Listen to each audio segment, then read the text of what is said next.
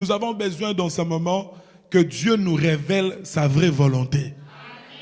Je me dis, bien aimé, que même si moi je ne suis pas dans la vérité, mais que ma parole ne dise que la vérité. Parce que Dieu avait changé les paroles de Balaam qui devait aller maudire, mais ça s'est transformé en bénédiction. Ainsi tu prieras pour toi-même. Tu diras à Dieu, Seigneur, que ton serviteur qui nous parle, qui ne parle que de la vérité. Que rien ne change, que Dieu bien-aimé me change, que mes pensées quittent, mais seule la pensée de Dieu soit là. Nous prions au nom puissant de Jésus-Christ. Prie bien-aimé, frappe les mains, sois vraiment en prière. Bonne la sengango na zambo, bizame, na lingilo sambo. Oh, bosolo utie pa ina yo.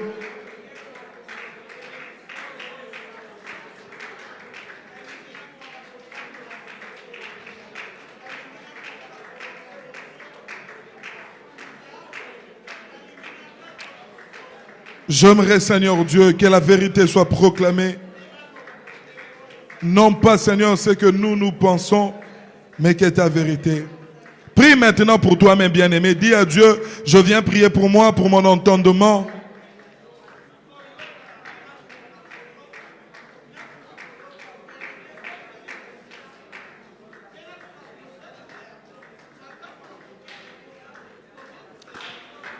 Au nom puissant de Jésus-Christ. Voilà, nous allons prendre nos Bibles. Nous sommes dans le livre de Hébreux. Hébreux chapitre 10, le verset 35.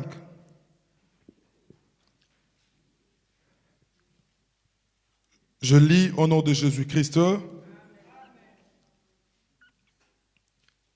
Hébreux chapitre 10, verset 35. Nous lisons au nom de Jésus. N'abandonnez donc pas votre assurance à laquelle est attachée une grande rémunération. N'abandonnez donc pas votre assurance. Botsundolate, botikate, bosuki saminabino. Nabipa iwape kangami lifuta ya munene. Amen. Nous pouvons nous asseoir et acclamer très fort pour la gloire de Dieu.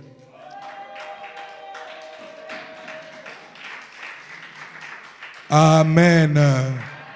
Voilà, que Dieu nous bénisse et que Dieu bénisse toutes les personnes qui sont présentes en ces lieux. Et nous bénissons aussi toutes les personnes qui nous suivent au loin. Alléluia. Voilà, par la grâce de Dieu, hier, Dieu nous a permis de parler sur un thème qui était très capital. Nous avons dit la foi véritable d'un enfant de Dieu. Est-ce que quelqu'un peut dire la foi véritable d'un enfant de Dieu? Nous avons dit que c'était très capital de parler de la foi véritable d'un enfant de Dieu parce que nous avons vu et nous avons compris que dans la Bible, lorsqu'on parle de foi, il existe différents types de foi. Amen. Et il était important d'expliquer la foi. Comme l'apôtre Paul dit dans 1 Timothée chapitre 4 verset 1, mais l'Esprit dit expressement que dans le dernier temps, plusieurs abandonneront la foi. Et nous avons lu dans Luc chapitre 8 verset 18 que Jésus-Christ posait la question: lorsque le Fils de l'homme viendra, trouvera-t-il la foi sur terre? Amen. Et nous nous sommes posé la question, nous nous sommes efforcés de comprendre de quelle foi s'agissait-il. Lorsqu'on dit que plusieurs abandonneront la foi, ou lorsque Jésus pose la question pour savoir est-ce que le Fils de l'homme trouvera-t-il encore la foi sur terre, il s'agissait de quelle foi? Amen. Et nous avons répondu à toutes ces questions-là. Mais avant d'avancer et de passer au message d'aujourd'hui, je veux corriger quelque chose. Nous avons dit hier que nous obtenons le pardon de péché par la foi. Et j'avais donné un passage de Romains, mais ce n'est pas Romains, c'est Actes chapitre 10, verset 43. Pour ceux qui étaient là hier, parce que vous comprendrez que dans Romains, on n'a pas ces passages-là. C'est Actes des apôtres, le chapitre 10, le verset 43. C'est là qu'on dit par la foi. Alors on a dit que la foi, c'était accepter les saluts que Dieu a préparés et que Dieu a institués pour les hommes. Et que ces saluts se rapportent ou se résument dans la personne et dans l'œuvre de Jésus-Christ. Donc quand la Bible et les apôtres parlent de la foi, il ne s'agit pas de la foi d'avoir 10 000 euros dans son compte, mais il s'agit en réalité de la foi d'accepter les saluts que Dieu a préparés dans la personne de Jésus-Christ. Donc avoir la foi, c'est comme ça qu'on vient de lire dans Hébreux 10, 35, on dit « N'abandonnez pas l'assurance à laquelle est attachée une grande rémunération ». Et nous savons que dans Hébreux, on définit la foi comme étant une ferme assurance. Donc vous comprenez que l'assurance que les enfants de Dieu doivent avoir, c'est l'assurance selon laquelle j'étais dans le péché, Jésus est venu, je crois en lui et je serai sauvé. Est-ce que quelqu'un croit ces choses? C'est ça la véritable foi d'un enfant de Dieu. La foi chrétienne, c'est ça. Avoir la foi, marcher dans la foi, marcher par la foi, ce n'est pas seulement la foi comme on a dit hier, la foi des miracles, non. Mais la véritable foi que le Seigneur pose la question, c'est la foi de l'attachement aux choses de Dieu. Pourquoi? Parce qu'on a dit que Jésus-Christ, lorsqu'il est venu sur terre, il a apporté l'évangile.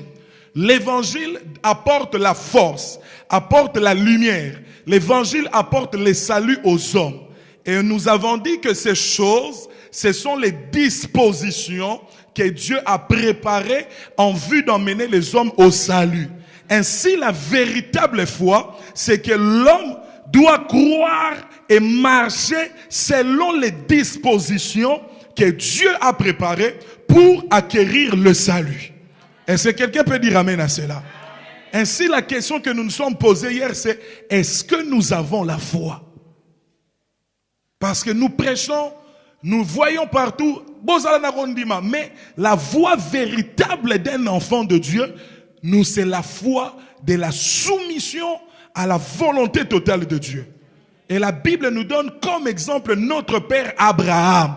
Parce que la foi d'Abraham, c'est la foi de la soumission à un Dieu qu'il ne connaissait même pas. Et nous avons démontré qu'à partir de la foi, nous obtenons la justification. Amen. Je tenais à revenir sur ça parce que c'est très important et parce que c'est très capital. Hier, nous avons parlé en long et en large, il y a le message qui est là, mais il faudrait que l'Église du Seigneur revienne sur ces choses, que l'Église du Seigneur assimile ces choses, que les enfants de Dieu comprennent et arrivent à faire la différence entre la foi des miracles et la véritable foi qui amène au salut. Parce que la Bible dit, nous l'avons lu, dans Éphésiens chapitre 2 verset 8, vous êtes sauvés par la grâce au moyen de la foi. C'est-à-dire Christ nous apporte la grâce, mais il faut que l'homme se soumette à cette grâce. Il faut que l'homme prenne et accepte cette grâce-là. Il faut que l'homme s'attache à cette grâce-là. Et toutes ces choses-là, c'est ce que nous appelons la foi. Amen. Donc, bien aimé, il faudrait que ça entre en nous, que ça demeure en nous pour que nous arrivons à faire la différence. Maintenant, nous nous sommes posé des questions et j'espère, on a bien pris avec Papa Olivier, c'est que les enfants de Dieu, nous devons maintenant chercher à avoir la foi. Et pas n'importe quelle foi, mais la véritable foi. La foi qui amène les gens au ciel. La foi qui fait que nous soyons enfants de Dieu. Parce que nous avons dit aussi hier que nous devenons enfants de Dieu par la foi, en recevant la parole de Jésus-Christ. Parce que Jean dit à tous ceux qui l'ont reçu, elle a donné le pouvoir de devenir enfant de Dieu. Or, comment on devient enfant de Dieu? La Bible dit c'est par la foi. Et loin encore, on a dit que nous obtenons même le Saint-Esprit qui a été promis parce que nous avons la foi. Alors vous comprendrez que en utilisant à chaque fois le mot foi, ce n'est pas la foi de quelqu'un qui n'a pas un enfant qui dit ah j'ai la foi qui ne reçoit moi en athée, mais c'est la foi de l'attachement, de la soumission totale à la volonté de Dieu. C'est accepter la personne et l'œuvre que Jésus-Christ a accomplie. C'est ça la véritable foi d'un enfant de Dieu. Est-ce que quelqu'un peut élever sa main et dire gloire à Jésus? Non, dis encore très fort gloire à Jésus. Bien-aimé, j'aimerais que ça entre et que ça reste vraiment en nous. On ne peut pas recommencer sur tout, mais c'est important, capital. Le Seigneur m'a mis à cœur, avant qu'on avance, avant qu'on progresse, qu'on revienne sur cette chose-là. Que ça entre, que ça reste et que vraiment l'Église change sa manière de voir. Personnellement, je suis aussi content parce que beaucoup de bien-aimés nous ont écrit après, beaucoup de gens avec qui on a discuté. Quelqu'un qui m'a dit par exemple, en tout cas même moi j'ai toujours eu la foi des miracles. Mais avec tout ce qui a été enseigné, je commence à me poser, est-ce que j'ai réellement la foi? Parce que lorsque Jésus reviendra, il cherchera ceux qui ont la foi. Mais foi, il y a eu ce foi, amen. Il faudrait vraiment qu'on fasse la nette différence entre ces deux choses. Amen. Et nous allons continuer aujourd'hui par la grâce de Dieu. Et ce soir, nous allons parler encore d'un sujet très important. Voilà pourquoi il était utile que nous commencions par la foi. Et comme nous avons prié, nous croyons que Dieu fera en sorte que seule la vérité soit parlée. Oh, Dieu fera en sorte que seule la vérité soit parlée. Alléluia. Alléluia. Ok, je suis dans le livre de Ésaïe, chapitre 56, le verset 1er. Ésaïe, chapitre 56, le verset 1er.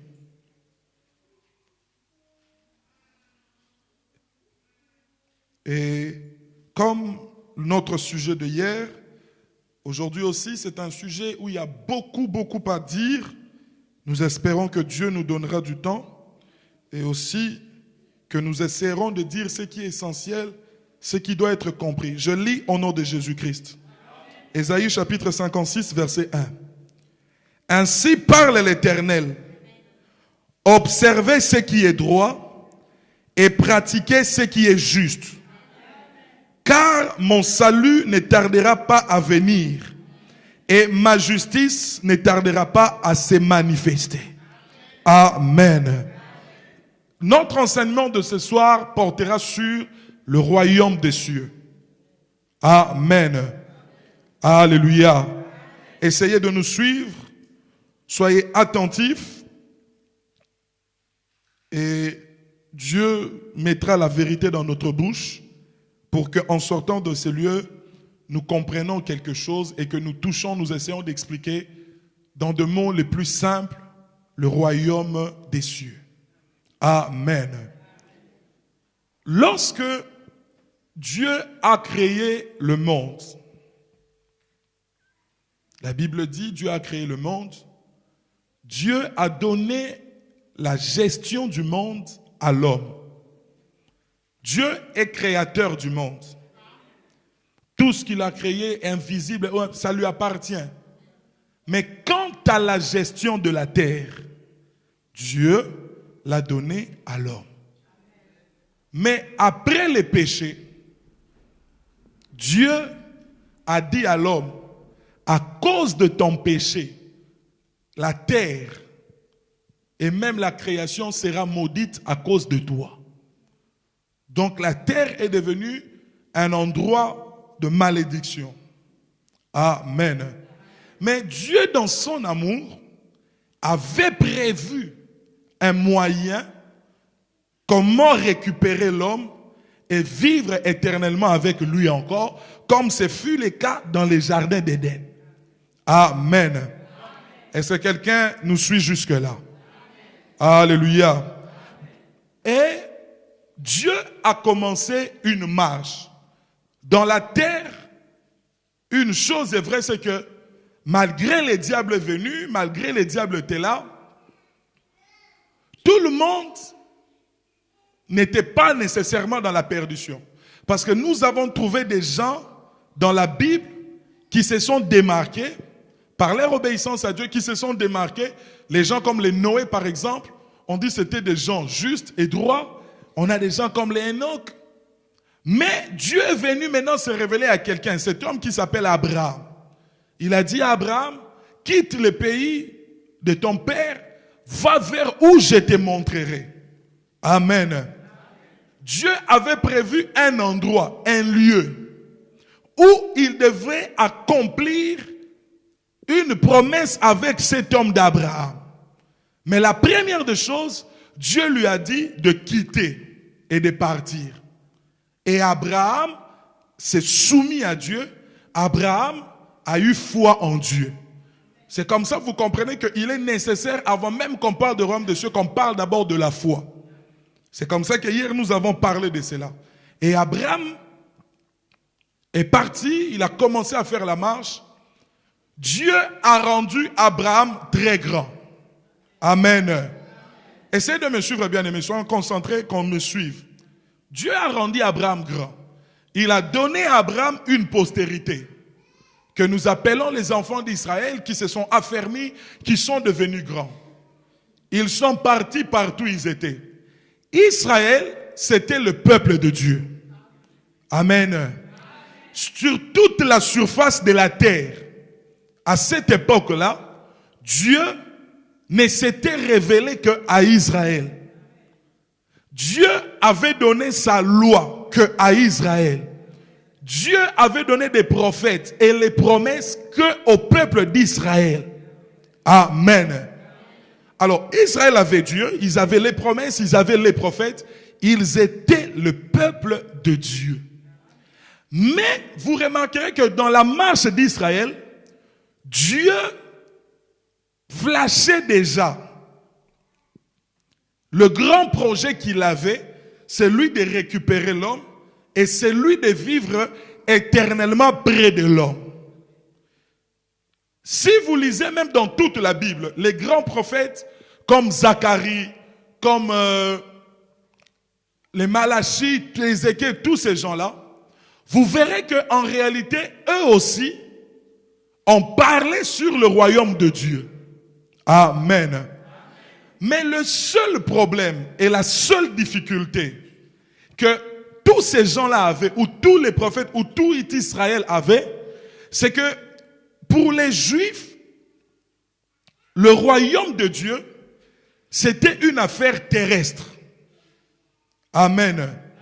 C'est que pour eux, Dieu viendrait sur terre, cette terre, habiter avec eux, et que Dieu allait leur donner le pouvoir sur leurs ennemis, et que eux, Israël, allait dominer sur toutes les autres nations de la terre. Amen. Donc la notion de royaume de Dieu, ou de royaume des cieux, Israël avait cela. Il connaissait cela. Malgré les souffrances, malgré ils sont allés en déportation, ils sont revenus. Combien ils étaient à Canaan, mais ils savaient, ils espéraient. Ils parlaient, ils voyaient que le royaume de Dieu, Dieu viendra. Puisque Dieu nous a choisis, Dieu viendra, il habitera avec nous. Nous là, nous deviendrons des grandes puissances, une grande puissance. Nous allons dominer sur toutes les autres nations de la terre. Ça, c'est l'idée et la philosophie que tout Israël, même les prophètes qui prophétisaient, ils connaissaient comme ça. Ils savaient cet esprit-là. Amen. C'est comme ça que dans l'attente du Messie, lorsque les problèmes ont corsé, le Seigneur a promis, ok, j'enverrai le Messie, le Sauveur. Mais dans la pensée d'Israël, c'est que même quand le Sauveur viendra, c'est pour les délivrer de leurs ennemis et pour établir une puissance politique, une puissance terrestre d'Israël. Donc Israël, il voit Dieu, le royaume de Dieu comme ça. Eux, en train de dominer sur les autres nations. Eux, avec la puissance.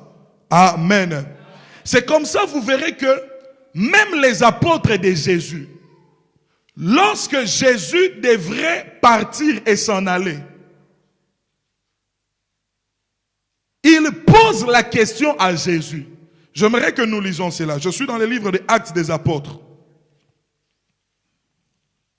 Actes des Apôtres. Aujourd'hui, j'ai beaucoup prié Dieu pour que je note bien toutes les références. Amen. Parce que hier, Dieu nous a quand même aidés. Actes des Apôtres, chapitre 1, verset 5 jusqu'au verset 6. Je lis au nom de Jésus-Christ. Actes des Apôtres, Louis II, page 1092. Actes, chapitre 1, verset 5 au verset 6. Car Jean a baptisé d'eau, mais vous, dans peu de jours, vous serez baptisés du Saint-Esprit. Verset 6. Alors les apôtres réunis lui demandèrent, Seigneur, est-ce en ce moment que tu rétabliras le royaume d'Israël? Amen. Amen. Alors ici, Jésus, il est ressuscité, il est resté avec les apôtres, il devrait s'en aller. Il leur dit, Jean vous a baptisé, c'était le baptême de la repentance, c'était un baptême d'eau, mais dans peu de temps, vous allez recevoir le Saint-Esprit de Dieu.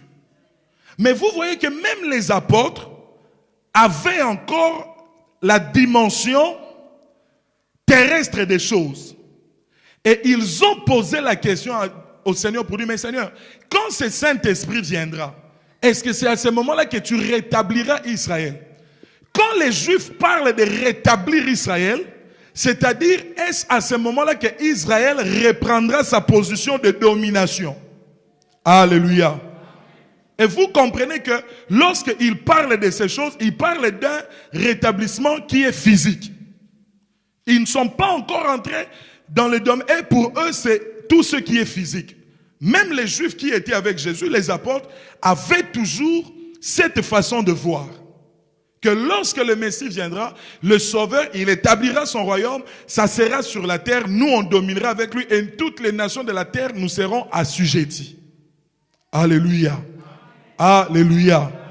Donc voilà pourquoi les Juifs, c'était aussi difficile pour eux de croire au Seigneur Jésus-Christ. Pourquoi? Parce que le Seigneur Jésus-Christ ne représentait pas, selon eux, le Messie de leur attente. Lorsque Jésus est né, Israël était sous la domination des Romains. C'était un pays sous occupation. Amen. Oh, c'était un pays sous occupation. Et les Juifs savaient que le Messie qui viendra doit en réalité nous libérer, que nous reprenons la force, nous reprenons la domination, que nous chassons nos ennemis. C'est quelqu'un qui devait être même un chef politique, un homme fort, puissant. Mais ils étaient étonnés de voir ce Jésus qu'on connaissait. On connaissait son père, on connaissait sa mère. Il n'avait aucune armée, il n'avait rien. Mais il prétendait être les sauveurs qui devaient venir leur enlever de leur misère. Donc c'était compliqué, bien aimé, de croire directement à Jésus. Mais toi tu dis tu es le Messie, mais c'est que nous connaissons du Messie. Toi tu ne représentes rien de toutes ces choses. Parce que le Messie, il est prophète, il est sacrificateur et il est aussi roi. Donc le Messie qui devait venir devait être roi d'Israël, régner à Israël, être manifesté dans toutes les nations. Mais ils ont vu cet homme-là qui est venu, qui était très simple. Alors les disciples même manifestent et disent, mais Seigneur, quand les saints, est-ce que c'est à ce moment-là que tu rétabliras Israël? Ils avaient ces soucis-là. Alléluia. Donc eux, ils restaient encore dans cette dimension-là, terrestre de choses, pour se dire que le royaume de Dieu, Dieu viendra avec nous. Mais ce qui est important, c'est que lorsque le Seigneur Jésus-Christ est venu, vous savez bien aimé, comme je le disais hier, Paul dit à Timothée, concernant la foi, il parlait de la nomination de diacre. Il dit que même quand vous prenez les diacres, c'est quelqu'un qui doit conserver le mystère de la foi. Et vous comprenez que même le royaume des cieux, c'est un mystère que les gens n'avaient pas encore bien compris, que les Juifs n'avaient pas bien saisi l'essence. Amen. Ils connaissaient cela, mais ils avaient un autre sens de ce qu'était réellement le royaume de Dieu. Qu'est-ce que cela représentait réellement? Et bien aimé, le Seigneur Jésus est venu répondre à cette question de manière claire et simple pour enlever l'ambiguïté de leur cœur, de leur tête et de leur esprit. Amen. Et ça, nous allons lire dans le livre de Jean, Jean chapitre 18, verset 35 au verset 36. Jean chapitre 18, verset 35 au verset 36. Nous lisons au nom de Jésus-Christ. Pilate répondit, je peux même commencer au verset 33. Jean chapitre 18, on commence au verset 33. Pilate rentra dans la prétoire, appela Jésus et lui dit, es-tu le roi des Juifs? Jésus répondit, est-ce de toi-même que tu dis cela ou d'autres te l'ont dit de moi? Pilate dit à Jésus, est-ce que yo mo konza ba Yuda? Alors Jésus c'est ozolo bango yo moko mutolobi to ba tumsusu mutubatini yo lo babongo. Amen. Pilate répondit, moi, il dit moi, suis-je juif? Ta nation et les principaux sacrificateurs t'ont livré à moi. Qu'as-tu fait? Et le Seigneur répond clairement et nettement dans le verset 6. Il dit, mon royaume n'est pas de ce monde, répondit Jésus. Si mon royaume était de ce monde, mes serviteurs auraient combattu pour moi afin que je ne fusse pas livré aux Juifs. Mais maintenant, mon royaume n'est pas d'ici bas. Est-ce que quelqu'un peut dire un grand amen? Non, est-ce que quelqu'un peut encore relever la main et dire grand amen? Ici, bien aimé, le Seigneur Jésus nous donne exactement et clairement, il met une différence pour que le peuple de Dieu ne soit pas dans l'ambiguïté. Pour que les gens ne se troublent pas. Et on va lire Marc chapitre 1, verset 15. Marc chapitre 1, verset 15. La Bible dit ceci. Je commence même au verset 14. Marc chapitre 1, verset 14 au verset 15. Après que Jean eut été livré, Jésus alla dans la Galilée, prêchant l'évangile de Dieu. Oh, prêchant l'évangile de Dieu. Et Jésus disait, le temps est accompli et le royaume de Dieu est proche. Répentez-vous et croyez à la bonne nouvelle. Jésus disait quoi? Le temps est accompli et que le royaume de Dieu est proche.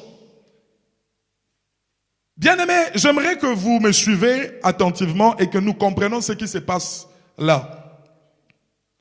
Je veux partir de Marc et je reviendrai dans Jean où nous venons de lire. C'est que lorsque Jésus est apparu et qu'il a commencé à prêcher l'évangile de Jésus-Christ, le message central de Jésus-Christ, ce n'est pas un autre message, ce n'est pas un à côté. Mais il y a quelque chose de principal. Dès le début du ministère de Jésus-Christ, tout a été clair et net. Au commencement de son ministère, la première parole qui est sortie de lui, il dit aux gens, répentez-vous, car le royaume des cieux est proche. Dès le début du ministère de Jésus, il annonce aux Juifs la venue soudaine et prochaine du royaume de Dieu. Mais vous allez comprendre quelque chose. Parce que les Juifs n'étaient pas ignorants du royaume de Dieu. Ils savaient que Dieu allait établir son royaume. Mais leur problème ils n'avaient pas saisi le véritable sens de ce royaume de Dieu. Lorsque maintenant Jésus vient et qu'il commence lui aussi son ministère, il commence par la même chose. Il dit, répentez-vous, car le royaume de Dieu est proche. Vous comprendrez que ce que Jésus dit, au début, même pour les Juifs, cela n'est pas très différent avec ce que les prophètes ont déjà dit. Voilà pourquoi lorsque Jésus a posé la question aux Juifs, aux disciples qui étaient avec lui, qui dit-on de moi, qui je suis? Les gens pouvaient répondre, dire, tu es un prophète, tu es Élie, tu es ceci, tu es cela. Pourquoi? Parce que même les prophètes avaient touché sur le royaume de Dieu, mais quand bien même ils ne connaissaient pas le véritable sens, quand bien même ils n'étaient pas allés en profondeur.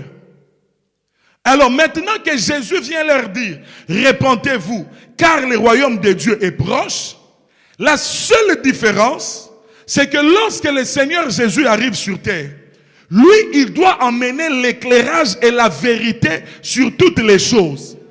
Parce que tous ceux qui ont parlé, qui ont prophétisé avant lui, les apôtres et tous ces gens-là, ils connaissaient, Dieu leur avait parlé. Mais ils n'étaient pas parvenus à la connaissance parfaite du plan de Dieu. Est-ce que quelqu'un me comprend? Alors la seule personne qui devait dévoiler le véritable plan de Dieu, le plan parfait de Dieu, c'était lui-même le Seigneur Jésus-Christ. Alors lorsqu'il vient, il dit aux gens, non, répentez-vous, car le royaume des cieux est proche. Au début, les gens les prennent aussi comme tous ces prophètes, comme tous ces charlatans qui sont venus. Parce que je vais vous dire autre chose. Quand Jésus était là, il y avait aussi un autre groupe de gens qui étaient là, qui étaient aussi radicaux. Des gens qui voulaient qu'il y ait de la révolte. C'était un groupe de zélotes.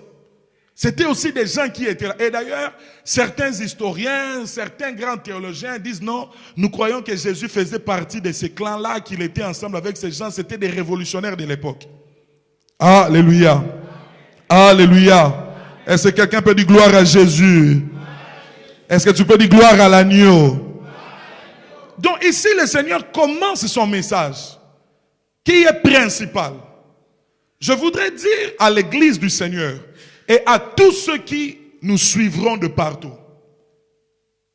En réalité, et dans le sens le plus strict, le christianisme, appelons cela comme ça, le message de Jésus-Christ, c'est le message du royaume. Tous ceux qui croient en Jésus, ils doivent y croire en réalité au royaume annoncé par Jésus-Christ. Et vous comprenez par là que, bien aimé, une église, comme nous l'a prêché les pasteurs, l'église apostolique, le message qu'elle doit apporter au monde, ce n'est pas un autre message. C'est d'abord le message qui touche et qui concerne le royaume de Dieu. Tout message qui vient, mais qui ne touche pas le royaume de Dieu, c'est une déviation. Jésus a été très clair quant à sa mission, quant à ce qu'il devait faire. Il n'est pas allé à gauche et à droite. Il a dit dès le commencement que moi, tel que je suis là, je vous annonce le royaume de Dieu. Voilà pourquoi lorsque même il parle de la fin à ses disciples, il leur dit avant que la fin n'arrive, il faut que cette bonne nouvelle du royaume soit prêchée dans le monde entier. Il faut que tout le monde entende parler de ce message du royaume de Dieu. Donc bien aimé, la force même de l'église et la foi et l'espérance des enfants de Dieu, c'est de se dire qu'un jour, je dois aller dans le royaume de Dieu. La foi revient à dire, à espérer qu'un jour, moi Nathan, je serai avec Dieu dans son royaume. Et ainsi, bien aimé, lorsque les gens viennent à l'église et que les gens prient, la chose la plus capitale, la plus importante, qui doit être l'objet de notre recherche, ce n'est pas d'abord, bien aimé, d'avoir des papiers. Ce n'est pas d'abord, bien aimé, d'avoir des enfants. Mais lorsqu'on a reçu le Seigneur Jésus-Christ, quel que soit dans quelles conditions et dans quelles circonstances, il faut que nous ramenions nos pensées à la pensée unique de Dieu. Et la pensée unique de Dieu, c'est que Christ est venu sauver les gens pour les enlever du péché et de la condamnation et les emmener dans le royaume du Fils de son amour. Ça, bien aimé, ça doit être la première des choses. C'est comme ça que le Seigneur Jésus dit dans Matthieu chapitre 6, verset 33. Nous connaissons tous ces passages. Il dit quoi? Recherchez premièrement quoi? Le royaume de Dieu. Le royaume de Dieu doit être l'objet de nos recherches. L'objet de pourquoi nous avons cru au Seigneur Jésus. Le seul grand problème aujourd'hui, c'est que les gens viennent à l'église, comme je l'ai dit, quelles que soient les circonstances, quelles que soient les conditions, mais les gens ne veulent pas évoluer. Les gens ne veulent pas rejoindre la pensée première de Dieu concernant les hommes. Les gens viennent parce que mon enfant est malade, je suis venu à l'église. Mais quelqu'un est resté avec cette idée, avec cette pensée. Or, l'homme est appelé, c'est lui qui croit en Jésus, il croit pour une seule chose. Bien aimé, je vous dis quelque chose. Si quelqu'un croit en Dieu seulement pour être guéri, seulement pour avoir des papiers, c'est l'homme le plus malheureux qu'il existe sur terre. Pourquoi? Parce que les païens même qui ne prient pas, qui ne croient pas en Dieu, ils reçoivent ces choses et très facilement. Mais lorsque quelqu'un vient à Christ, il doit chercher quelque chose qui est excellent. Oh, quelque chose qui est excellent. Quelque chose qui dépasse tout ce que nous voyons sur cette terre qui est provisoire. C'est comme ça que dans Hébreux 10, 35, on dit, n'abandonnez pas votre assurance à laquelle est attachée quoi? Une grande rémunération. L'espérance ou l'assurance qu'un enfant de Dieu a, il y a une grande rémunération. Donc, l'ifuti yamunene ekangami nango. Et l'ifuti wana, ezate comme un immeuble, il y a 15 étages. Mais ça qu'un jour, Orobi qui s'amolema na yo, n'a pas su ekoyana mokili. Et vous comprenez bien, mais que lorsque même les apôtres prêchaient, voilà pourquoi j'ai posé la question hier. Est-ce que si nous prenons Pierre, nous prenons Paul, nous prenons Jean, nous leur disons de nous parler de la foi, est-ce qu'ils nous parleront de la foi des miracles ou ils nous parleront de la foi de l'attachement à Dieu?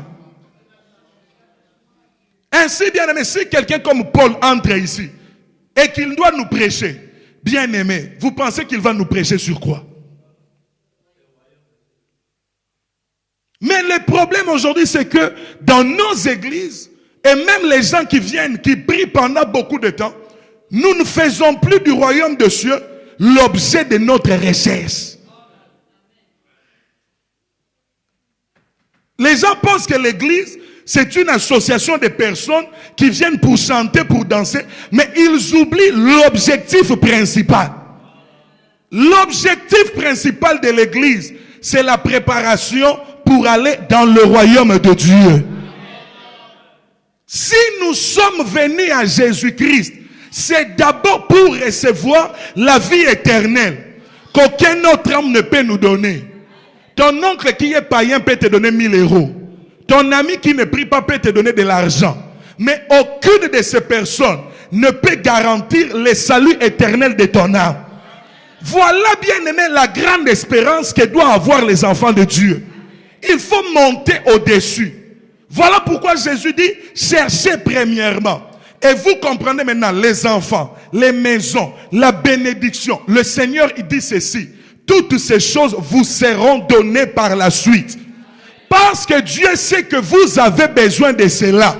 Mais Dieu ne veut pas que cela devienne l'objet de votre venue à lui.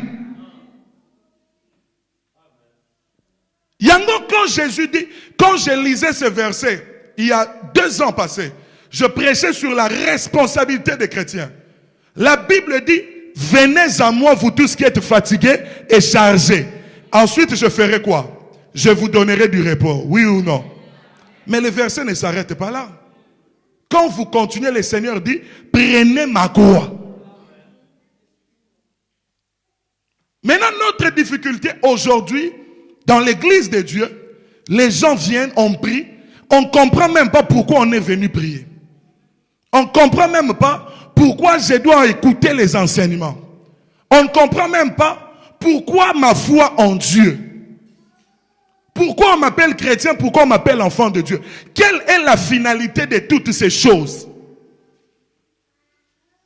Telle est la grande difficulté de l'église actuellement. Nous avons oublié et nous avons bien aimé, on a rendu faible cette espérance-là. Pourquoi? Parce que nous cherchons Dieu pour des raisons et des choses terrestres. Les gens ont rendu tellement Dieu terrestre en tout. Mon enfant est malade, je vais aller prier. Ce n'est pas mal. Amen. Il ne faut pas dire que, parce que, comme moi je l'ai dit avec le pasteur, il faut avoir l'équilibre dans les messages. Dieu guérit les gens, c'est vrai. Dieu sauve les gens. Dieu donne les mariages. Mais ces choses-là, ce ne sont que les résultats de la foi que nous avons en Dieu. Ce sont les résultats de notre espérance en Dieu. Parce qu'en Dieu, nous visons plus haut. Ce que nous visons, ce n'est pas la vie sur terre, mais nous visons la vie éternelle avec Dieu. Parce que nous avons compris que cette terre a été maudite à cause d'Adam. Or, Dieu ne peut pas venir demeurer là où il y a la malédiction. Oh, dites Amen. Pour que Dieu demeure, Dieu demeurera là où il y a la bénédiction. Et pour qu'il y ait une terre où il y a la bénédiction, on nous dit Dieu détruira cette terre et Dieu détruira les cieux. Et il en construira de nouveaux. Et c'est là qu'il établira maintenant la ville sainte où il régnera avec ses enfants. Donc vous comprenez que bien aimé, lorsque tu viens prier, aujourd'hui je t'invite à viser plus haut. Viser plus haut dans le christianisme. Je dis dans le christianisme pour que nous comprenions. Le sommet des sommets à Makamwanzam, c'est qu'un jour nous soyons trouvés dignes d'aller au ciel avec Dieu. C'est ça bien aimé, la première des choses. C'est ça. Vous savez, hein, les disciples de Jésus, ils avaient deux problèmes. Pas de problème. La parole qu'ils avaient entendue, pour certains, Jésus n'allait même pas faire une année. Il allait peut-être faire 3 ans. C'est comme ça, vous comprenez, même dans les écrits, même Paul, dans certains de ses écrits, il parle comme si la venue de Jésus-Christ était tellement imminente. Les apôtres, pour eux, Jésus ne devait pas faire autant de temps. Donc c'était quelque chose de quelques jours, il allait revenir. Donc vous comprenez quel était le sentiment qui était en eux. Ils se préparaient tellement parce qu'ils se disaient, cet homme reviendra certainement dans quelques jours. Mais aujourd'hui, bien aimé, est-ce que dans l'église, on retrouve encore des gens qui se préparent avec le même sentiment? Est-ce qu'il y a des gens qui marchent avec la pensée qu'un jour le Seigneur Jésus reviendra? Le message de Jésus, c'est le message du royaume. Voilà pourquoi lorsque Israël attendait un Messie physique, je dis toujours aux gens, en Israël, c'était un pays sous occupation. Il y avait des Romains qui étaient là. Les Juifs assis, attendant un chef militaire. Quelqu'un qui allait faire une révolte. Quelqu'un qui allait renverser les pouvoirs sur place. Mais lorsque le Seigneur est venu, il est venu leur dire que c'est un mauvais sens. Le royaume que je vous parle, ce n'est pas des choses de cette terre. Et il dit, mon royaume n'est pas d'ici terre. Ainsi, bien aimé, la Bible dit, affectionnez-vous aux choses d'en haut. Mais aujourd'hui, bien aimé, à quoi nous nous affectionnons? C'est-à-dire, tozo sepelana makambu nini. 10 ans, 15 ans à l'église. Né dans une famille des enfants de Dieu. Dans une famille chrétienne. Enfant, fils de pasteur. Fille de prophète. J'ai prié pendant longtemps. Mais à quoi tu t'affectionnes? Quelle est l'espérance de ta vie? La foi dont on a dit hier, c'est quoi sa finalité? Telle est la question. Et il y a un grand... Le pasteur Florent dit quelque... Je me souviens de ses prédications. Il dit, le grand danger avec les gens qui ont prié pendant longtemps, c'est qu'ils pensent que le royaume de Dieu est un acquis pour eux. Et les Nigoloba, bato ba sambela kala. Et l'autre quoi il sera bango. Amolora ngada na zwa na ngabokonza lola. Donc atana sal na nga na ebi makambo, Matthéo na ebi ango. C'est comme ça souvent à l'église quand on dit on va parler de la nouvelle naissance. Quelqu'un m'a dit dernièrement qu'on a fait, non moi je ne vais pas venir, ça c'est pour les nouveaux. Bato ba okende zo baptême en fait. Biso déjà tout yebi mamakambo. Alléluia. Est-ce que quelqu'un peut dire gloire à Jésus? Mais maintenant le royaume de Dieu c'est quoi? Parlant. C'est quoi le royaume de Dieu? Amen. Alors, Dieu nous a permis, dans la Bible, comme nous l'avons dit hier, nous avons des références, mais je trouvais un serviteur de Dieu qui a bien expliqué aussi cela, parce que dans la dualité, expliquant aux hommes la pensée parfaite de Dieu, et j'ai aimé cette définition-là, qui cadre aussi avec la parole de Dieu. Amen. Et avec l'aide de Dieu, nous avons renchéri cela pour que les enfants de Dieu comprennent de quoi il s'agit.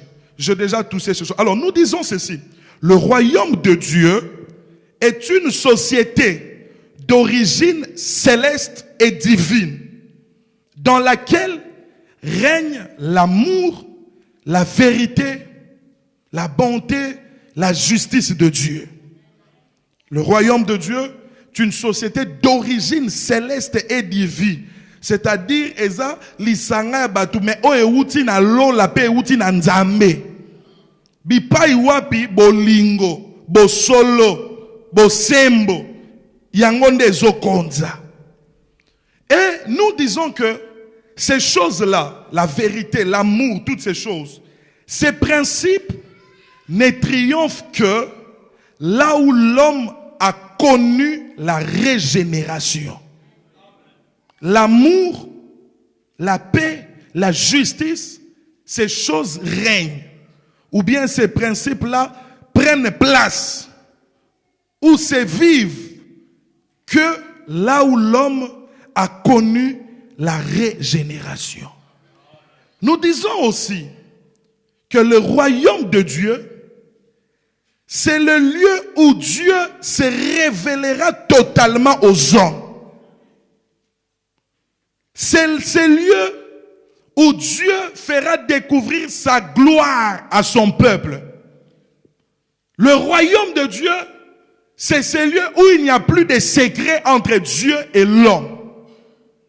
Oh, est-ce que quelqu'un peut dire un grand amen? Dieu s'expose à l'homme. Dieu se fait découvrir.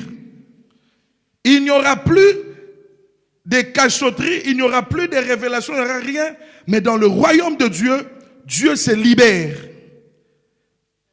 Nous allons lire Apocalypse chapitre 21, verset 22 jusqu'au verset 26. Apocalypse chapitre 21, verset 22 au verset 26. Je lis au nom de Jésus. Je ne vis point de temple dans la ville, car le Seigneur Dieu Tout-Puissant est son temple, ainsi que l'agneau. La ville n'a besoin ni du soleil, ni de la lune pour l'éclairer, car la gloire de Dieu l'éclaire, et l'agneau est son flambeau. Oh, dites Amen. Les nations marcheront à sa lumière, et les rois de la terre y apporteront leur gloire. Ses portes ne se fermeront point le jour, car il n'y aura point de nuit. Oh, car il n'y aura point de nuit. On y apportera la gloire. On y apportera la gloire et l'honneur des nations. Toujours là, Apocalypse chapitre 22, verset 3. Toujours dans la même colonne, on a bougé nos mingités. Apocalypse 22, verset 3. La Bible dit, il n'y aura plus d'anathème. C'est-à-dire des gens maudits. Le trône de Dieu et de l'agneau sera dans la ville. Et ses serviteurs les serviront et verront sa face. Et verront sa face. Donc vous comprenez bien aimé quelles sont maintenant les promesses. Donc nous comprenons que le royaume de Dieu, c'est cette société, elle est d'origine céleste et divine. Ce n'est pas quelque chose fabriqué de la main des hommes. Ce n'est pas quelque chose où l'homme a émis sa pensée. Mais c'est quelque chose qui est venu de Dieu et qui est dans Dieu lui-même. Dieu n'a sorti que son projet qui était dans lui. Parce que la Bible dit tout a été créé par lui et pour lui. Dieu bien-aimé connaissant préparant un endroit. C'est comme ça, je dis, lorsque Dieu a créé la terre, Dieu n'a pas mis Adam n'importe où. Mais on dit, Dieu a créé un jardin. Il est venu mettre l'homme. Ainsi, le royaume de Dieu aussi, c'est cet endroit-là où nous qui avons cru au Seigneur Jésus, comme l'on le dit dans Apocalypse 22:3, on dit que nous qui sommes ses serviteurs, nous les servirons parce que nous allons voir sa face. Ainsi, le royaume de Dieu, c'est là où Dieu se révèle totalement aux hommes. Parce que bien aimé, vous comprendrez, bien que Jésus soit venu, qu'il nous ait montré les chemins qui viennent, qui va vers le Père, mais nous n'avons pas encore goûté à la véritable connaissance de la parole de Dieu. Nous ne sommes pas encore entrés dans les profondeurs de la connaissance véritable de ce qu'est Dieu. Mais lorsque nous serons dans le royaume de Dieu, là maintenant il n'y aura plus de secret. Là Dieu se révèle et Dieu se dévoile totalement vers son épouse. Et ceux qui seront de Dieu, la Bible dit, ses serviteurs les serviront en voyant sa face. Ainsi l'apôtre Paul dira, tel qu'il sera, c'est tel que nous serons. Donc le royaume de Dieu, c'est ce lieu où la gloire de Dieu resplendit éternellement, où les saints de Dieu vivent et marchent dans la gloire éternelle de Dieu. Parce que sur terre, bien aimé, il n'y a que des extraits de la gloire. Mais dans les temples de Dieu, alléluia, la Bible dit, le temple n'a pas besoin de soleil. Dans le royaume de Dieu, on n'aura pas besoin d'avoir un soleil. Parce que le véritable soleil, qui est lui-même le Seigneur Jésus, il sera là dans son royaume. La Bible dit, on ne fermera plus les portes. Aujourd'hui, on part aux autres, porte kangamité, mais dans le royaume de Dieu, on n'a pas besoin de portes. Les portes de la ville seront ouvertes parce que l'agneau lui-même régnera avec son peuple. Bien aimé, ça, ce sont les choses que les enfants de Dieu doivent chercher. La Bible dit, oh bien aimé, j'aimerais qu'on les lise quelque part. Oh, alléluia. C'est beau ces choses. Alléluia. Alléluia. Alléluia. Apocalypse chapitre 21. Oh bien aimé, écoutez ces choses. Apocalypse chapitre 21. On va lire le verset 1 jusqu'au verset 5. Oh, Jésus soit glorifié. Oh, Jésus soit glorifié. Parce que nous avons une grande espérance. La Bible dit dans Apocalypse chapitre 21, le verset 1 au verset 5. Je lis au nom de Jésus. Puis je vis un nouveau ciel et une nouvelle terre, car le premier ciel et la première terre avaient disparu et la mer n'était plus.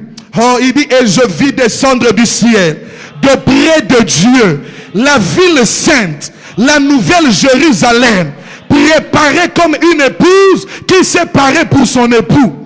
Et j'entendis du trône une forte voix qui disait, voici le tabernacle de Dieu avec les hommes.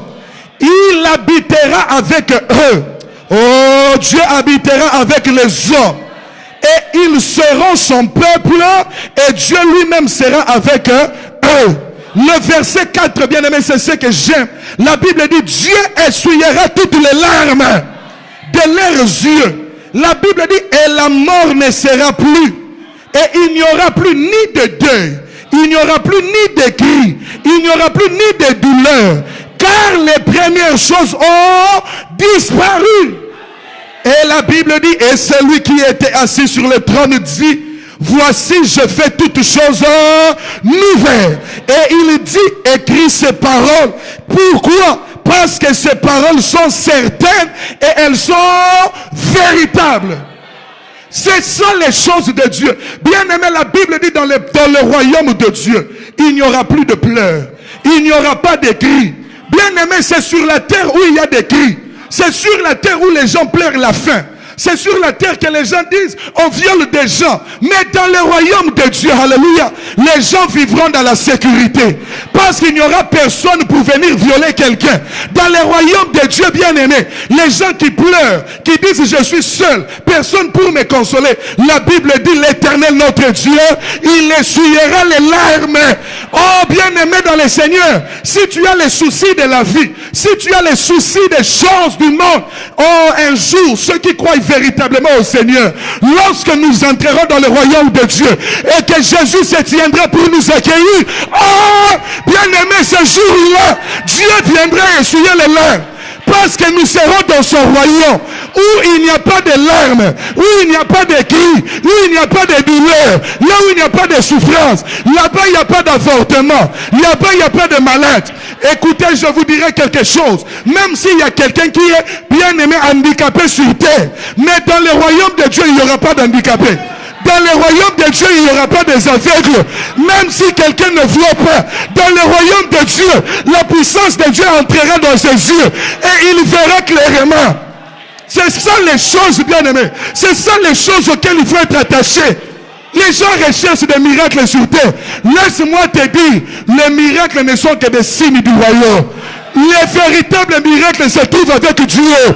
Lorsque nous entrerons au ciel, Dieu révélera les véritables miracles.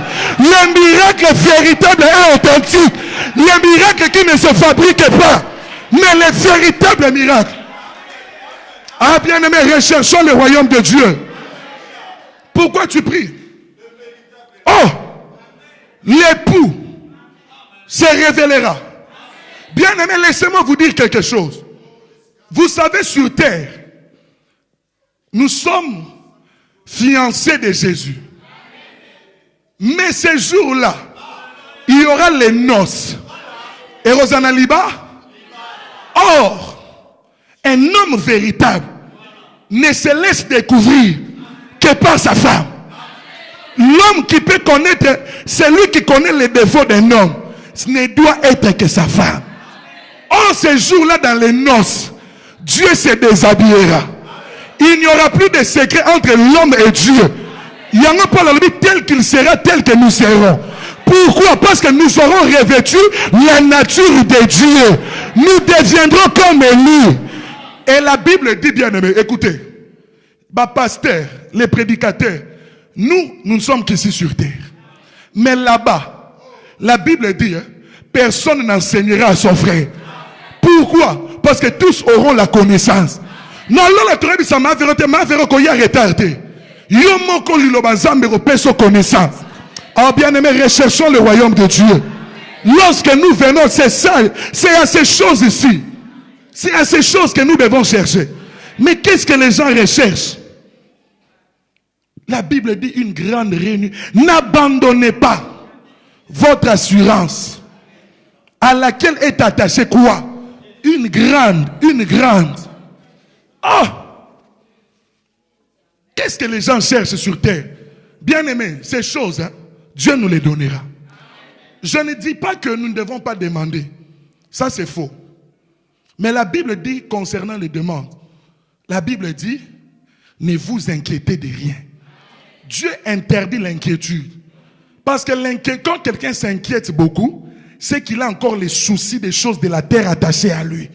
Mais le Seigneur nous demande d'avoir la foi. Parce que Dieu est notre Père. Il sait de quoi nous avons besoin. Nous devons nous inquiéter que d'une seule chose. Comment plaire à Dieu? C'est ça notre inquiétude. Aujourd'hui, on a des gens à l'église. Ah! Est-ce que tu as l'espérance d'être sauvé? Bien aimé, même si tu pleures aujourd'hui, Dieu essuiera les larmes. Ça, c'est dans la cité de Dieu. Il se révélera. Voilà pourquoi Jésus a dit, mon royaume n'est pas de cette terre. Les gens voulaient ramener les choses. Non, Dieu a dit non, mon royaume est à Makamba Awate. Un jour, j'ai repris un homme de Dieu qui parlait, oui, l'église. Vous voyez, je dis, frère, arrête ces choses-là. Jésus a dit clairement, mon royaume n'est pas de cette terre. Quand les gens cherchaient à dire, oui, mais il a dit, n'est pas de cette terre. C'est des choses à venir. C'est pour ça que vous avez la foi. Voilà pourquoi on a parlé de la foi. Notre foi a comme terminus l'entrée dans le royaume de Dieu. Est-ce que quelqu'un dit amen à cela? Est-ce que quelqu'un dit un grand amen à cela? L'apôtre Paul dit que le royaume de Dieu ne consiste pas seulement en parole, mais aussi en puissance. Parce que c'est un royaume de puissance. Dieu n'est pas un Dieu de faibles. Dieu est un Dieu des gens qui sont forts. Bien-aimé, ce soir, s'il y a un conseil que je peux te donner, c'est que nous tous, y compris moi, que nous puissions faire un effort pour que nous allons au royaume de Dieu. Oublions un peu ce qu'on a fait. Oublions ce que nous avons dit. Je l'ai dit depuis le début de cette année. Je l'ai dit même à mes soeurs. Je dis, voyez, pour 2018, je fais une chose. J'ai dit à Dieu, Seigneur, je voudrais qu'il y ait un 2018 et un avant 2018. Si de 2017 à Dokiti, je n'étais pas digne, je n'étais pas bien, mais ce que je te demande, c'est que 2018, que je devienne digne devant toi. Que je fasse ce que je dis. C'est le mot, même quand j'écris, je dis 2018, faire ce que je dis. Parce que je me suis dit, non, Nathan, il y a des choses meilleures qui t'attendent. La Bible dit, Paul dit, je m'éprouve moi-même. Pourquoi? Parce que après vous avoir prêché, que je ne sois pas rejeté. Pourquoi? Dieu me montrera cette vidéo un jour. Il me dira, yozo te batubazo pumbwa me yomro mutamasum. Ya on a vu sinzambe so naza mutamasumu na fuka mina tomoli maboko limbi sangai. Que je marche maintenant selon la parole que je prêche aux gens. Bien-aimé, telle doit être notre attitude. Que nous ne restons pas dans les choses éphémères.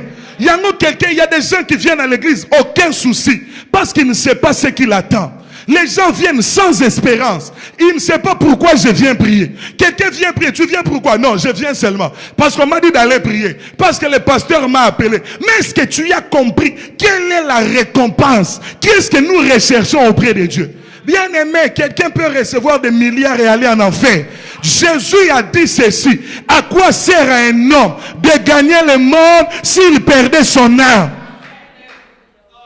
Asaph dit dans les psaumes 72 ou 73, si je ne me trompe pas. Il dit, j'ai regardé les païens. 73. Il dit, rien ne leur dérange. Ils sont bien. Ils n'ont pas les problèmes de commun des mortels. Il dit, mais quand j'ai voulu les imiter, il dit, Dieu m'a fait entrer. J'ai vu maintenant quelle était leur fin. Le problème, c'est la fin qui justifie les moyens. Bien-aimé de le Seigneur, si Dieu peut te rendre riche, que Dieu te rende riche selon sa volonté. Mais ne deviens pas quelqu'un qui court derrière la richesse comme ça. Parce que Jésus a dit, il est difficile aux riches d'entrer dans le royaume de Dieu. Pourquoi ils se soucient trop de leur richesse? Si Dieu peut te donner une maison, qu'il te donne une maison par sa grâce. Mais ne cherche pas une maison pour prouver à quelqu'un. Tu iras en enfer avec ta maison. Quelqu'un peut se lever, bien aimé. Il a des milliards. Il nous donne ici 1 million. Mais si sa vie, il ne l'a pas donnée à Jésus. S'il n'a pas la véritable foi des enfants de Dieu, tous ces milliards iront en enfer. Aujourd'hui, bien aimé, c'est la fin que nous voyons. Nous sommes dans une course, nous sommes en train de courir. Notre problème, ce n'est pas ce qu'il y a aujourd'hui. Ce ne sont pas les difficultés qu'il y a aujourd'hui. Tu peux venir à l'église, tu pleures. Tu peux venir, tu manques de papiers. Mais bien aimé, que cela ne devienne pas l'objet principal de toi de chercher Dieu. Aujourd'hui, les gens cherchent Dieu que pour des choses éphémères. Des choses que des païens ont facilement. Non, bien aimé, cherche Dieu d'abord pour le royaume.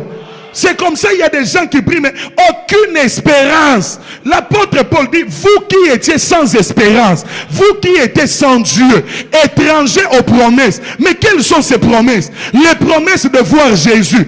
Parce que lorsque Dieu a dit à Abraham, quitte la maison de ton père, va vers le pays que je te montrerai. Vous comprenez que les pays qui devaient aller, personne ne connaissait ce pays. Même Abraham ne connaissait pas où était Cana.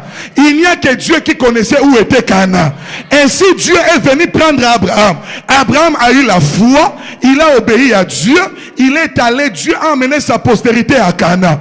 C'est la même chose avec l'église. Le Seigneur vient à l'église, il nous donne une promesse. Il dit, je suis venu. Celui qui croit en moi aura la vie éternelle. Maintenant, nous devons avoir la foi. Nous tenons Dieu par la main. Et Dieu nous amène dans notre Canaan spirituel. Voilà pourquoi nous avons dit la foi d'Abraham, c'est la foi de la soumission. Alléluia. Et vous comprendrez, comme les Israélites sont allés en Égypte et que Dieu les a délivrés, ils ont traversé la mer Rouge.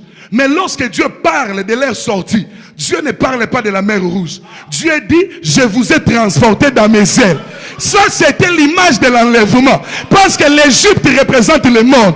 Dieu viendra dans le monde et il transportera ceux qui sont à lui. Comme l'aigle transporte ses aiglons. Et nous allons traverser le fleuve de la mort. Dieu va aller nous déposer jusque dans son royaume. Oh bien-aimé, que ce soit Dieu te transporte avec lui. Si le Seigneur revient ce soir, que tu sois transporté dans ce royaume. Aujourd'hui, bien aimé, changeons l'objectif. Le ban a changé l'objectif.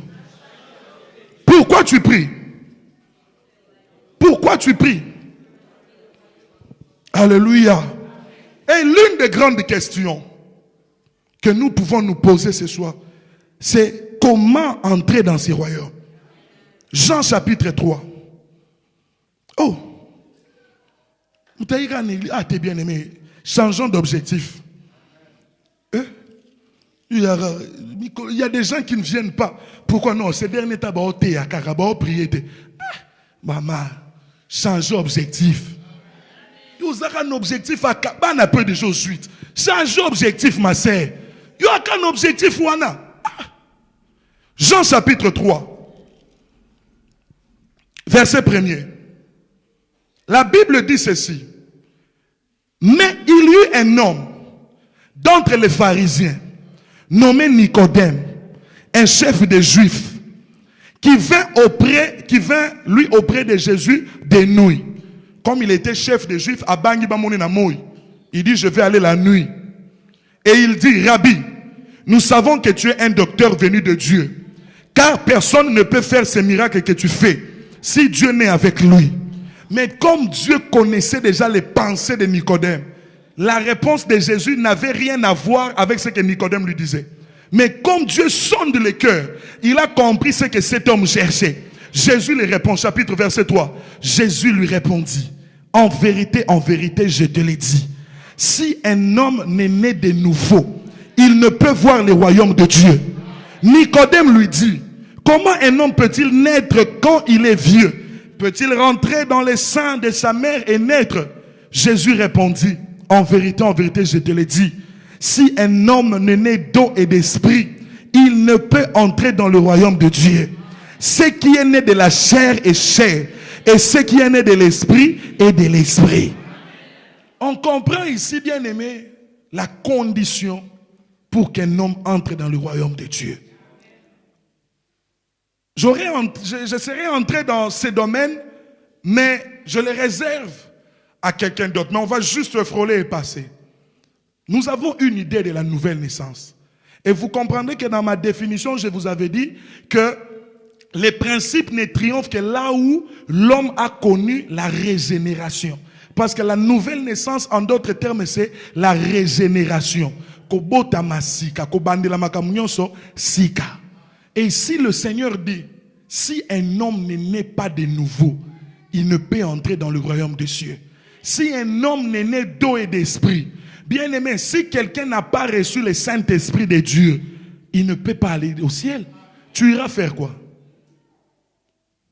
Parce que la Bible dit, le Saint-Esprit, c'est le sceau de la rédemption. Pour que toi et toi sauvé, la foi qu'il a obtenue par la grâce, mais Dieu lui met un sceau du Saint-Esprit. Or, quelle est la caractéristique des gens qui ont le Saint-Esprit? Le Saint-Esprit, bien aimé, le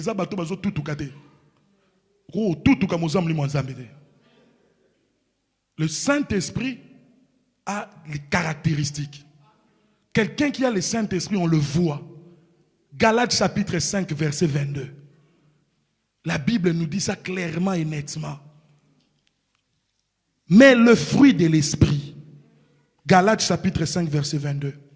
Mais le fruit de l'Esprit, c'est l'amour, c'est la joie, c'est la paix, c'est la patience, c'est la bonté, c'est la bénignité, la fidélité, la douceur, la tempérance.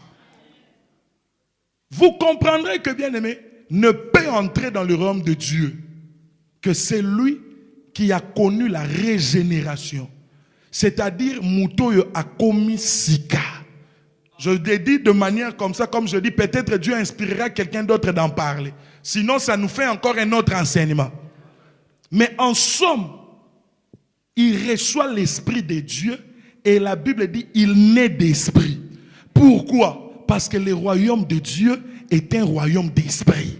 L'apôtre Paul dit, la chair et le sang ne peuvent hériter le royaume de Dieu. Ça, nous le voyons dans 1 Corinthiens chapitre 15, verset 50. Il dit, ce que j'ai dit, frère, c'est que la chair et le sang ne peuvent hériter. Or, qui peut hériter le royaume de Dieu qui n'est pas un royaume terrestre? C'est-à-dire, les gens qui doivent aller habiter dans le royaume de Dieu qui est spirituel, ce sont des gens qui sont devenus spirituels. Or, un homme spirituel, c'est qui? C'est un homme qui a reçu l'Esprit de Dieu, mais un homme qui écoute et met en pratique la parole de l'Esprit. C'est ça un homme spirituel. Parce que les paroles de Dieu, Jésus a dit, mes paroles sont esprit et vie. Ainsi, l'homme qui reçoit véritablement la parole de Dieu, c'est une sémence spirituelle en lui. Le Saint-Esprit fait en sorte qu'il devient une personne nouvelle. Ainsi, il naît aussi dans le royaume de Dieu. Ce sont des mystères, des choses qu'on pourrait expliquer. Mais vous comprendrez, bien aimé, que quelqu'un en somme qui est dans le péché, qui est dans le mal, qui fait le péché, ne peut jamais entrer dans le royaume de Dieu. Il peut faire tout ce qu'il veut, il peut gêner et prier, il ne peut pas entrer dans le royaume de Dieu. Si nous lisons Apocalypse chapitre 21, verset 7 au verset 8, et ensuite nous allons lire le verset 27. Apocalypse chapitre 21, verset 7 à 8, puis nous lirons le verset 21. Je lis au nom de Jésus. C'est lui qui vaincra, héritera ces choses. Je serai son Dieu et il sera mon fils. Mais pour les lâches, les incrédules, les abominables, le meurtrier, les impudiques, les enchanteurs, les idolâtres et tous les menteurs, leur part sera dans le temps ardent de feu et de soufre, ce qui est la seconde mort. On va lire le verset 27. Verset 27. 21, 27. La Bible dit, il n'entrera chez elle, c'est-à-dire dans la ville, dans le royaume de Dieu. Il n'entrera chez elle. J'aimerais que nous lisons ça toute l'église. Apocalypse chapitre 21, verset 27. Nous lisons nous tous. 1, 2, 3, go, on y va.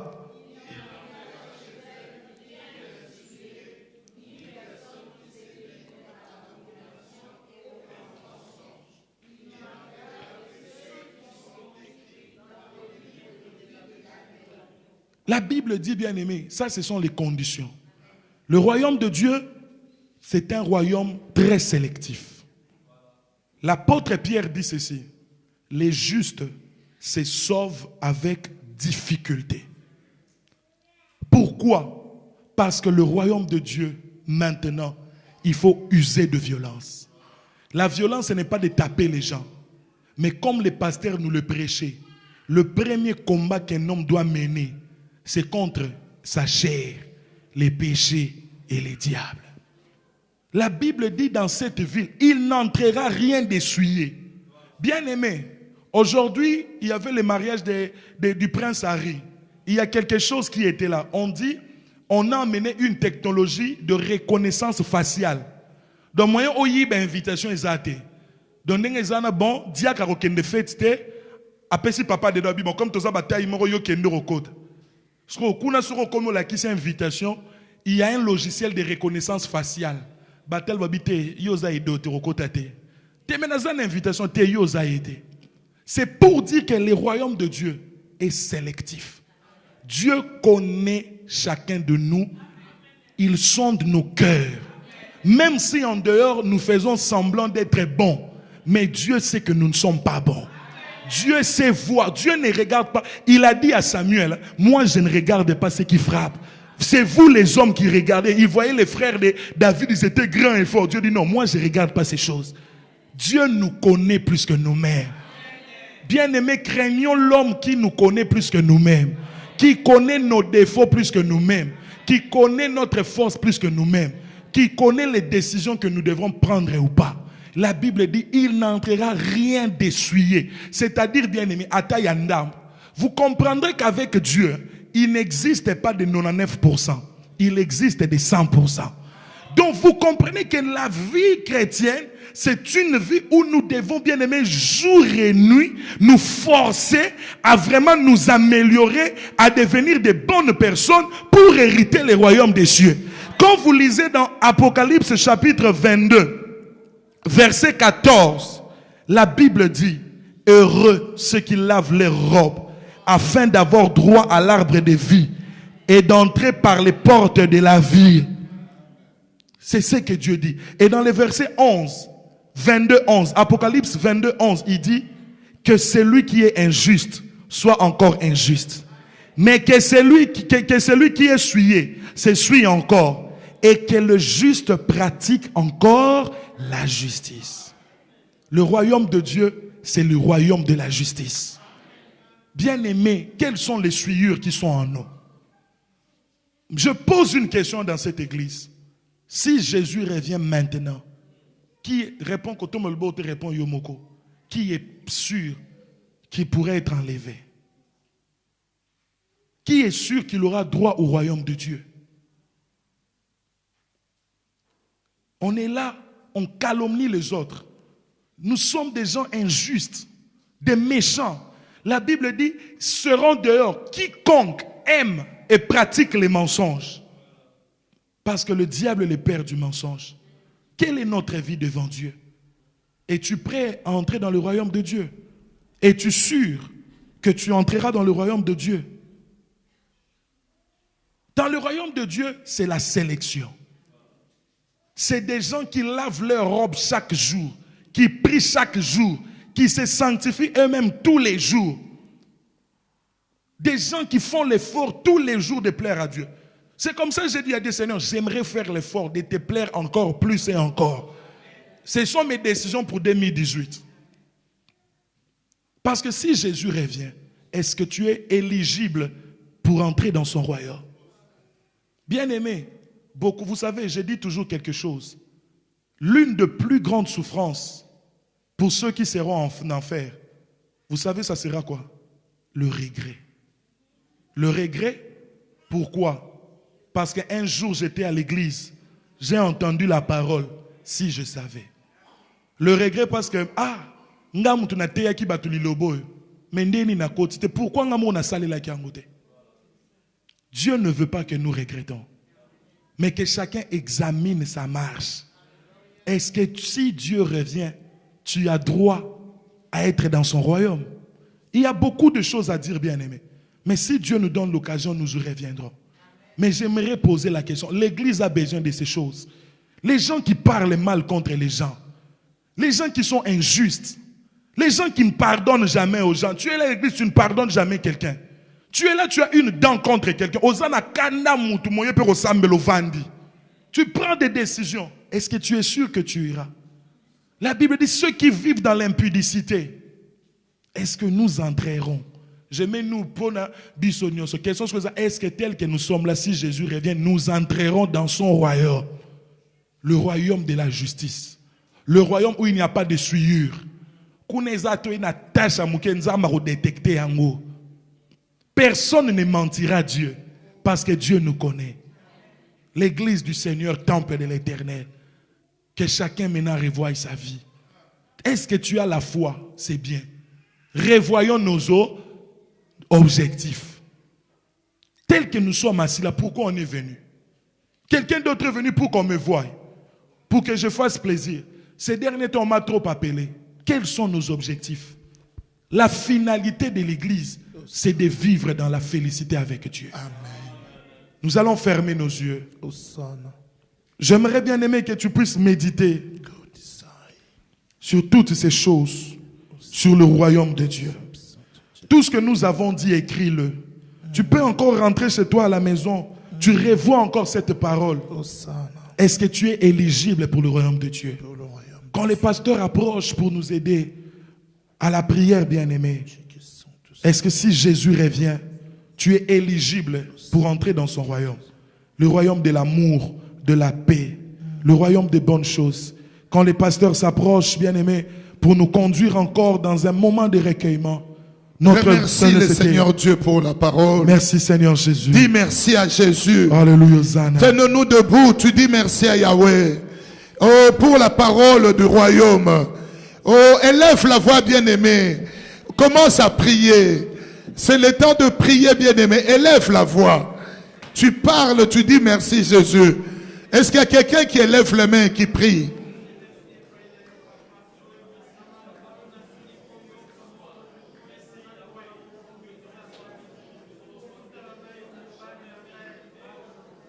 Élève la voix, bien-aimé, élève les mains et prie.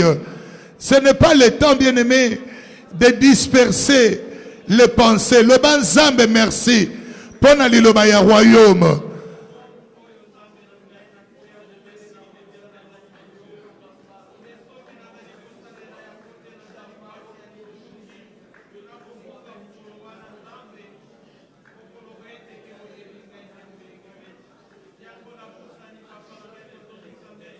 Maintenant, tu vas prier, bien-aimé. Demandez à ce que le Seigneur Dieu te révèle encore ces choses et que tu fasses partie de ceux qui hériteront le royaume de cieux. Le royaume de cieux est un héritage. Le royaume de cieux est un héritage. Bien-aimé, il y a des héritages chaque jour ici. Mais si tu ne fais pas partie des héritiers, tu n'auras pas. Nous voyons, bien-aimés, en France ici, les gens qui se disputent parce qu'ils n'ont pas été hérités, ils étaient déshérités. Aujourd'hui, c'est une grâce, c'est une faveur que le Seigneur Dieu te fait. Prie, bien-aimé, pour cet héritage. Le banzambe na sangola, bokonzina lola na hérité yango, na zanga yango te, que je ne manque pas. C'est le temps de prier et de crier à Dieu. Tu dis, Seigneur, je voudrais participer à cette félicité céleste. Qui est en train de crier? Qui est en train de prier? Ganga bien-aimé, belela Yahweh. C'est le temps de prier. C'est le temps de crier à Dieu. Je suis étonné de la manière que tu pries. Élève la voix, bien-aimé, maman. Oswana ramakasi. Mengonga roswana na liloba yango. Belela Yahweh, Yahweh, Yahweh, Yahweh, Yahweh, Yahweh, Yahweh. Invoque le Seigneur, invoque Dieu. Crie au Seigneur bien-aimé. Maman Sambela, ma soeur, crie. Le royaume est de Dieu. Je voudrais entrer dans ta société céleste et divine. Dans cette entreprise conçue de tes mains.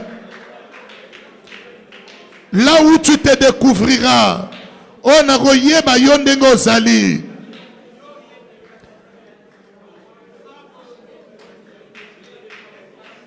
Ma soeur prie, maman. Mon frère. Tu peux cette intention, prie.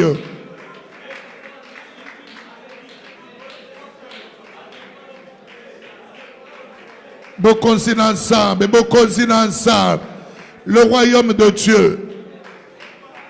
Prie, bien-aimé, dis au Seigneur que je sois animé de la pensée de rechercher premièrement le royaume de cieux. Makanisinanga zalananu yambo. Koluka bokonzi na Nzambe.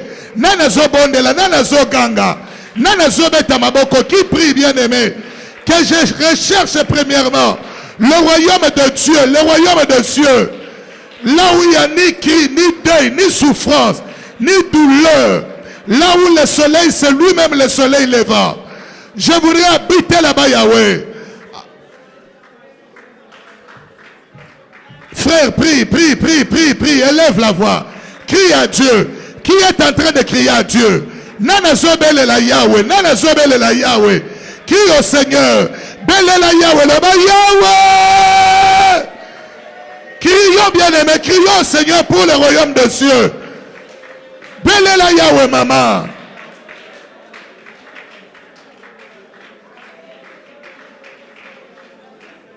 No san alléluia, san alléluia.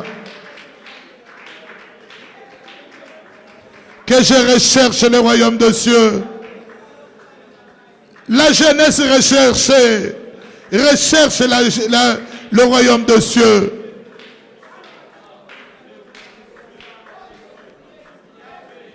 Prie, enlève les mains à la tête, au visage, prie.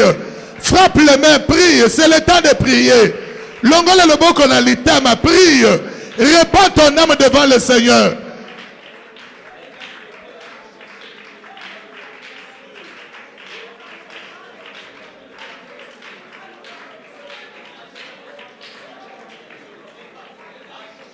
C'est le temps de la prière, bien-aimé.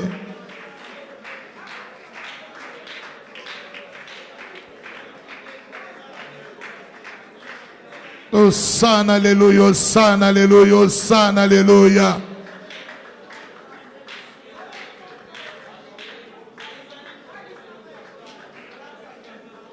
Au nom de Christ Jésus. Amen. Amen. Amen. Vous savez, je ne voulais pas vous le demander, mais moi je voudrais le vivre. Moi j'ai pensé ou j'ai désiré, ou j'espérais voir des gens qui tombaient par terre. Tolona Sabinsambe, que je ne manque pas le royaume de Dieu. Je ne voulais pas vous le dire. Si je vous l'avais dit, tu l'aurais fait pour moi. Mais je voulais voir quelqu'un qui a compris que pour le royaume de Dieu, il faut vraiment que je recherche ça. Que ça soit l'objet de mes pensées. Mais je trouve beaucoup de gens qui sont loin du royaume de Dieu. Luka Bokonzanzam. On te donne 2 minutes. Prie par rapport au royaume de Dieu, tel que tu viens d'écouter la parole. Prie.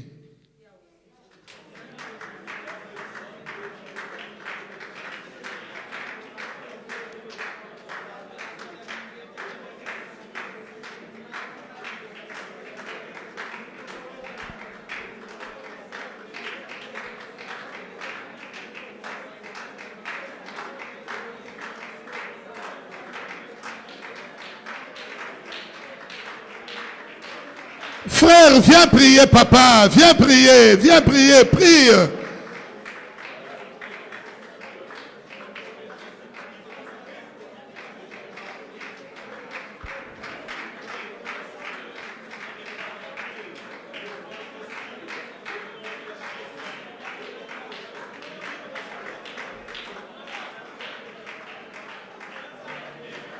Nazangate Yahweh. Nazangate Nkolo. Que je ne manque pas. Que le royaume de Dieu occupe le centre de mes pensées, le centre de mon cœur. Que le royaume de Dieu soit le centre de mes recherches.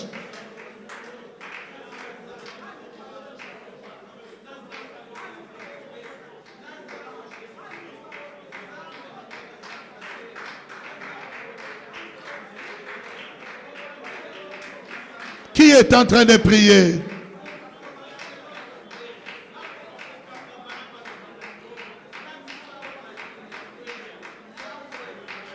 Demande à Dieu la régénération. Demande à Dieu la régénération.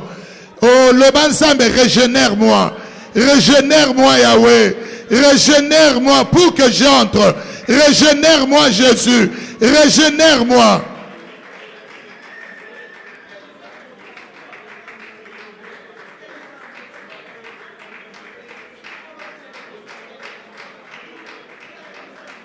Les enfants, priez, priez, priez.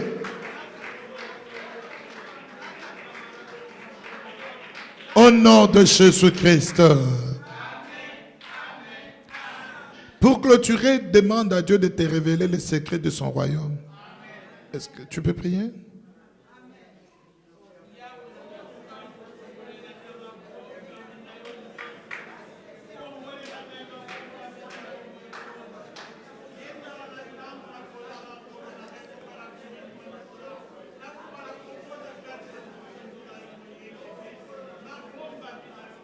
Fungole langai, fungole langai, ma bomba mi yabo konsina yo, sosoli sangai. Demande à Dieu de te révéler ton état par rapport à son royaume. Que Dieu te révèle ton état spirituel par rapport à son royaume.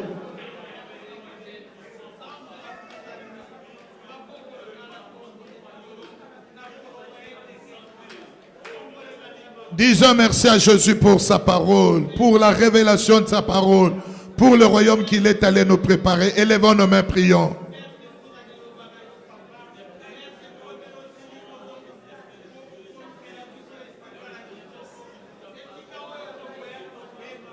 Hosanna, alléluia.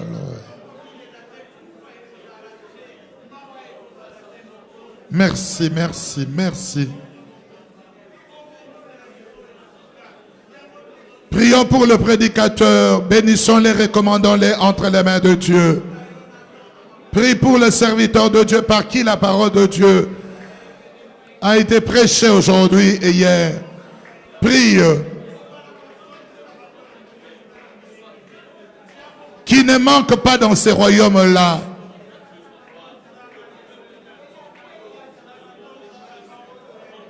Par Jésus-Christ. Amen. Amen. Qu'on se retrouve dans le royaume de Dieu. La Bible dit de l'autre côté, il y aura pleurs et grincement des dents. Aujourd'hui, on ne voit pas encore l'importance du royaume. Mais en ce jour-là, qu'il n'y ait pas de regrets. Vous savez que parmi les gens qui prient, il y aura beaucoup qui iront en enfer. Les gens ils disent, oh, vous amenez la parole de condamnation. Parce que, étant partis prier, ils n'accomplissent pas la volonté de Dieu. Alors, Zamba Kakola raté. Déjà, les païens qui ne prient pas regretteront le fait de se retrouver en enfer. Maintenant, imagine, comme je prie là, je me poumonne, comme on nous a prêché, et tu viens te retrouver en enfer. Waouh! Il y a quelqu'un qui peut prendre la décision et dire, Seigneur, ou demander à Dieu, supplier le Seigneur, pardon Seigneur, que je ne me retrouve pas là-bas. Est-ce que tu peux le dire? Que je me retrouve dans ton royaume. Pas là-bas, surtout pas là-bas, pas en enfer. Au nom de Jésus-Christ. Que Dieu soit loué. Veuillez vous asseoir pour quelque temps.